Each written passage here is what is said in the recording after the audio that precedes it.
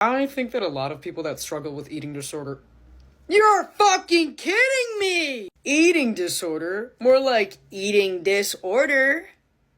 Alright, to get back to the original point that I was trying to make before I globbed a giant piece of honey on my favorite pair of jeans, I believe that a lot of people that struggle with eating disorders, they equate perceiving themselves as more attractive to having a higher quality of life. The thing is, if you actually want a higher quality of life, if you actually want to be happy, you have to involve nourishment.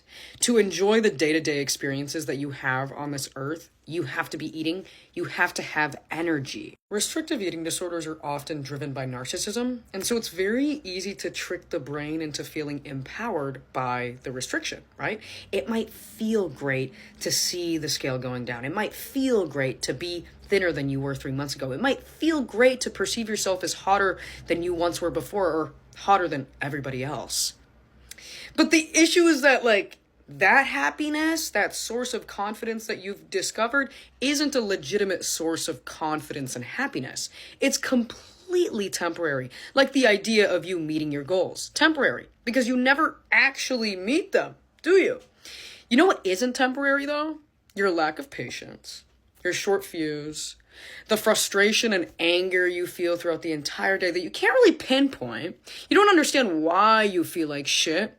And that's because you're not fucking eating. Now, in no way am I trying to imply that if you have a restrictive eating disorder that for the rest of your life you're going to have a bad attitude and a short fuse and these things are set in stone. They're not. You can change them. The issue is that if you don't, you are constantly going to be on edge. You are going to be easily overwhelmed, easily overstimulated. You're going to feel anxious and depressed almost always. And where is the joy and happiness in that? Equating being hot to being happy in a world that runs on beauty is understandable at the very least, and people should have sympathy for that.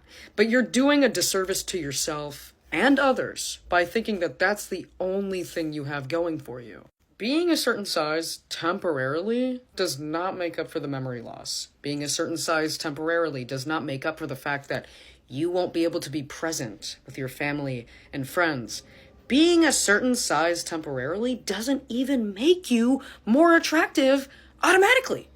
It just means you're a little bit smaller. As someone who has had a restrictive eating disorder, not once but twice, I do feel that I have the credentials to say that life is better on the other side. The grass is in fact greener when you stop counting your calories. Oh, and being hot is subjective, but that's a whole other video.